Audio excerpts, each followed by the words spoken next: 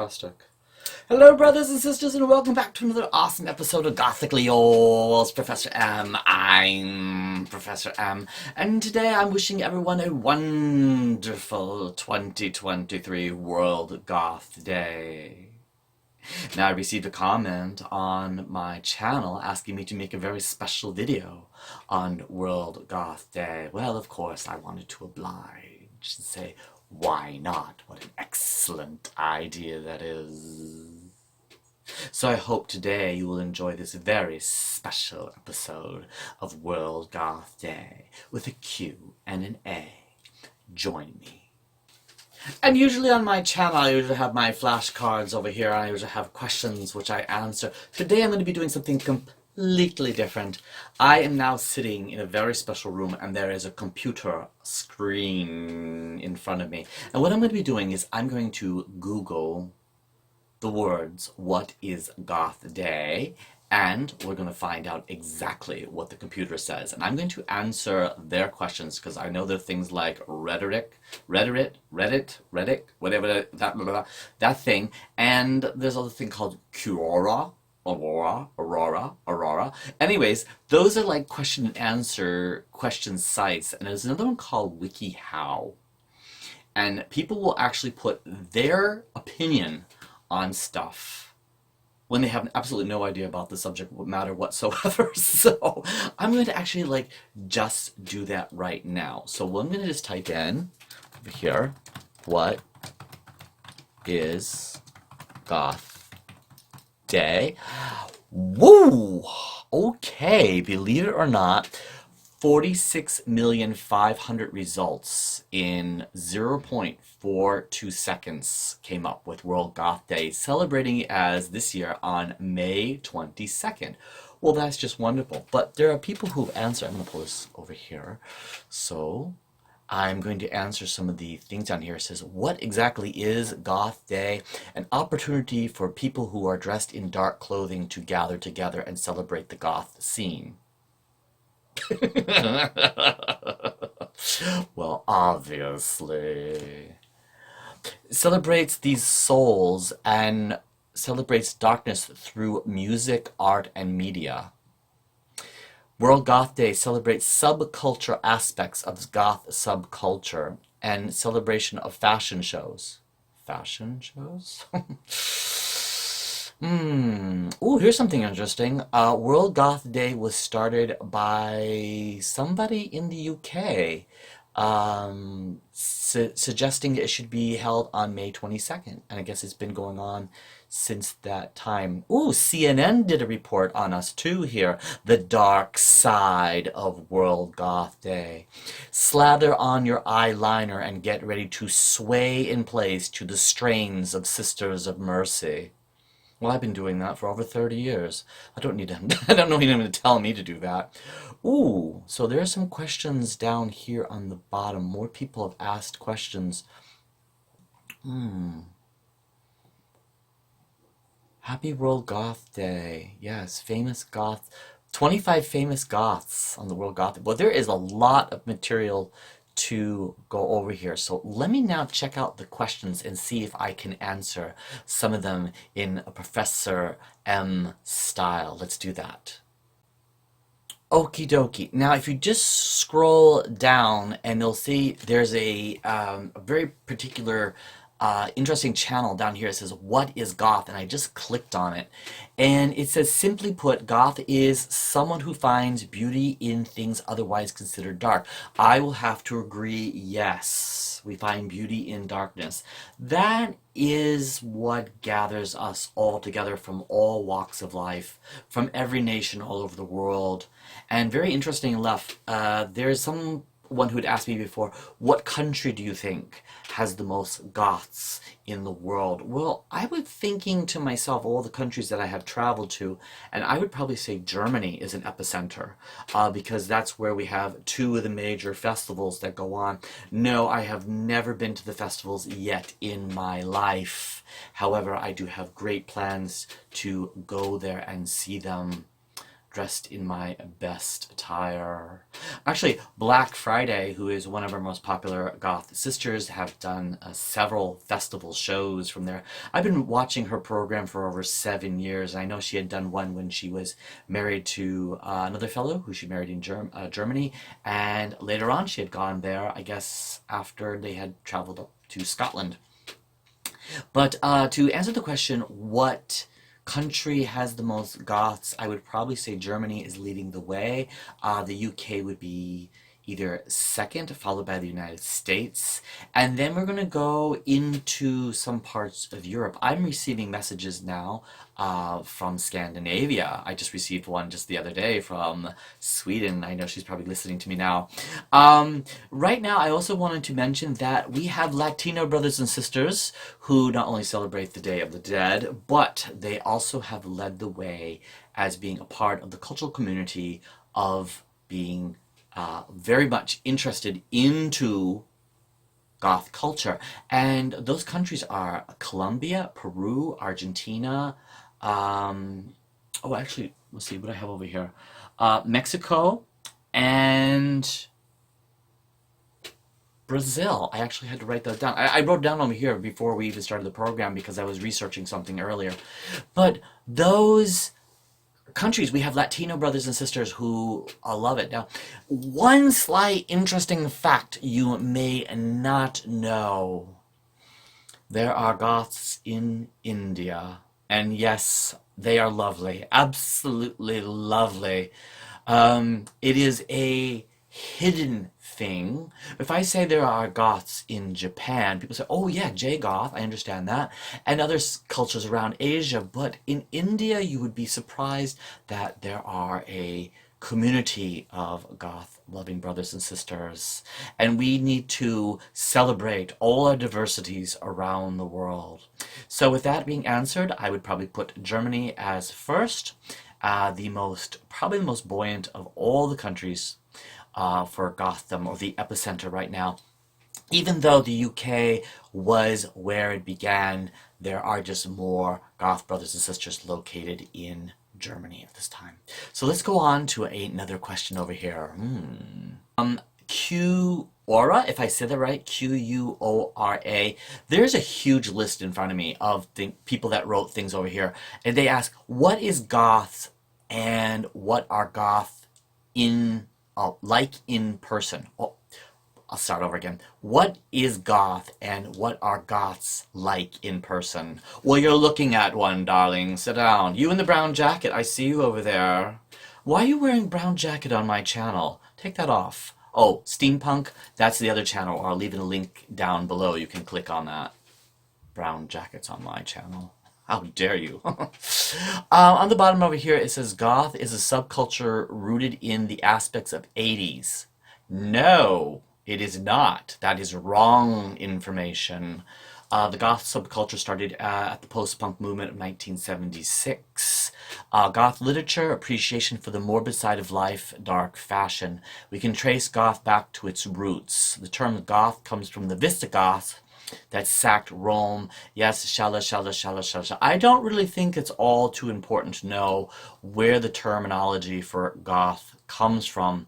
That was true. It is taken from a terminology that was set in Europe when a tribe of, what's the word, dramatic, individuals ransacked and took over parts of what was Russia and Poland and so on before. But when we say goth today, it has a completely different conceptual identity. That goth and us goths have a very different conceptual identification. I'm quite sure that those goths that were ransacking parts of Poland back in the 1500s were not listening to Susie Sue and the Banshees. Now let's go down a little bit more. I love how people ask all these questions over here. What are goths like in person? They can be quite friendly and respectful in conversation. A lot of goths are more of the introverted side, but that's not always true. I'm quite an introvert myself, and they vary from group to group. Yes, I would have to say that. There is no set cultural concept for a goth like we have no set cultural concept for religion. To be a goth, there is no aspect for having any form of religion whatsoever. You can just come in and be yourself, and it is not about religion, because I've seen that before on the internet, asking, oh, what religion do you have to be goth? We are a music sub-based culture. We have nothing to do with religion. But someone would say, but there's all those religious iconographies that we see all over people, and those symbols and signs. No, that is fashion material. That is all iconography that we use to decorate ourselves. Whether you believe in that or not, or you have some kind of roots all the way back to the Egyptian culture where that has a specific meaning, I would just say it is just iconography. Let's go down a little bit more here. Ooh, this one strikes me hard. Here is someone asked the question, what is goth versus emo, and what's the difference? Oh, a massive difference. If you haven't seen my video, I'll leave a link in the description down below, where I have done the goth family tree, where I show over the 40 plus branches. It's actually there's 46 branches now, 46 different branches that I talk about, and I have left out distinctively, is that the right word? Emo and steampunk. Well, didn't that come out of goth? No. Actually, goth is... and emo is a completely different entity. Although there are similarities, their music is very different, and we are not a sad group of individuals. We do not, because the word emo comes from the word emotional, and it's all about being sad and depressed. Well, we are not. Do I look like a sad, depressed individual? I look more like the Mad Hatter from the Tea Party.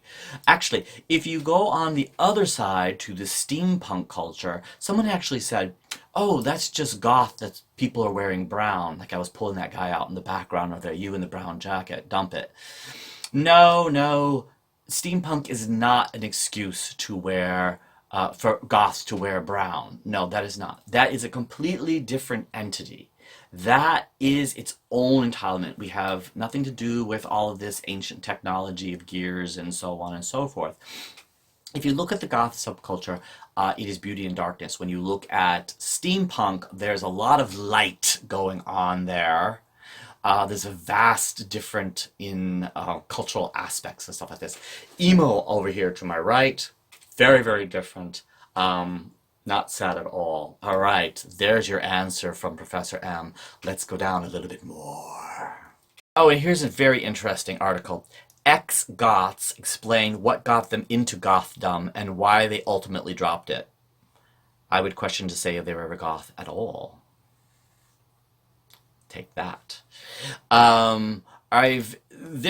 You're into something or you're not into something. You don't have to be dressed in Gotham 24 hours a day, 7 days a week, 365 days a year. It extends from that inner zest, that inner thing that we pull ourselves up from. I mean, ever since I was a little boy, I just knew I liked the dark side of things, the dark aspect of things.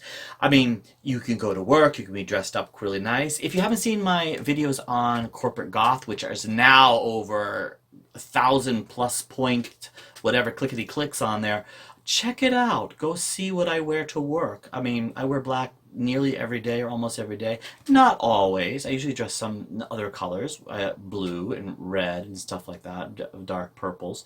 But I do have a good aspect of what I consider the things I love, especially when you don't have much time. All right, come closer again. You don't have much time. I mean, I'm in my 50s. If I live to be 70, I only got 20 more years to enjoy myself, okay?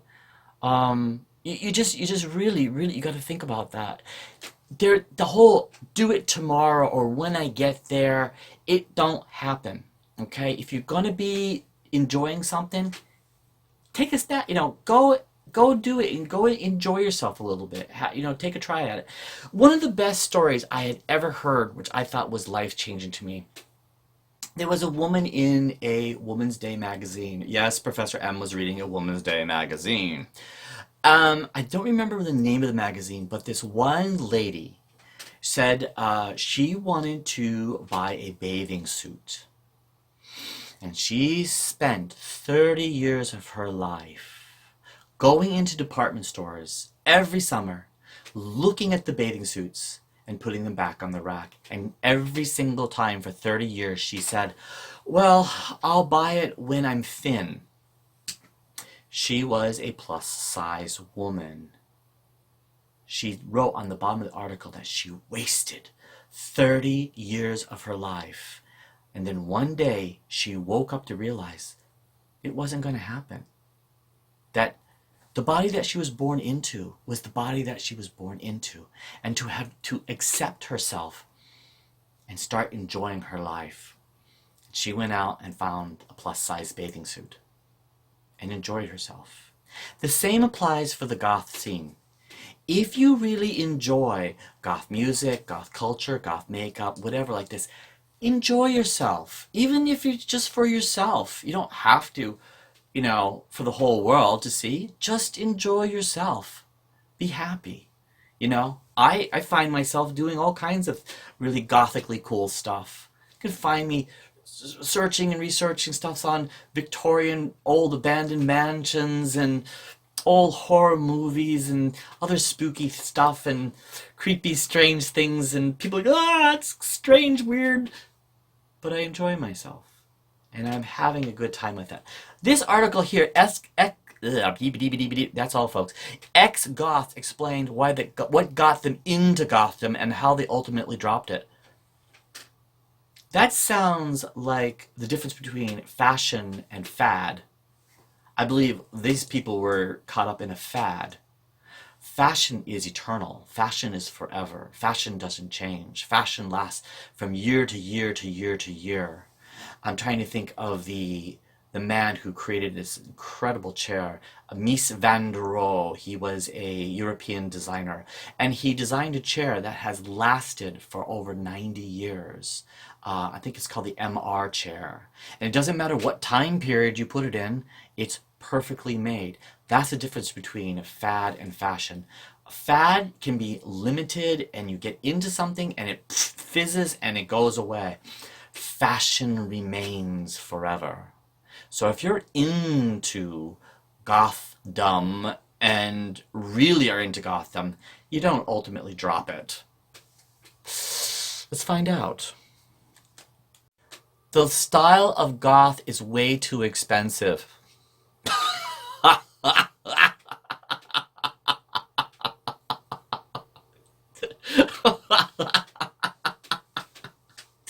Yeah, that $2 tube of black lipstick now on Amazon is really setting you back.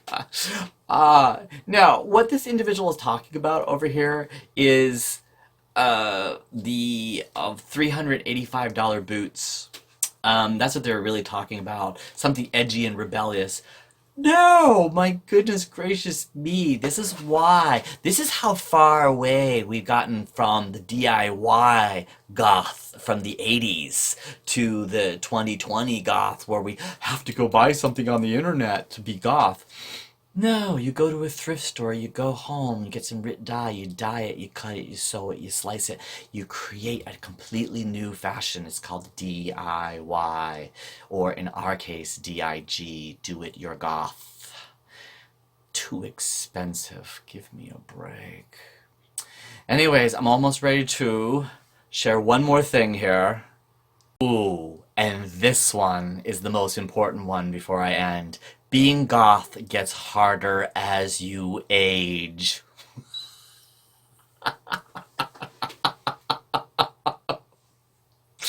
For whom?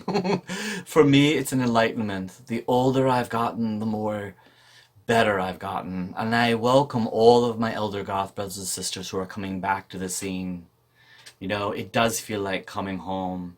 One of our best elder goth sisters, she does a makeup tutorial on YouTube. It is absolutely amazing. She's out of England, and she's celebrating Gotham in a completely new light. I really truly believe this person who wrote down being goth gets harder as you age. Says who? I'm enjoying myself.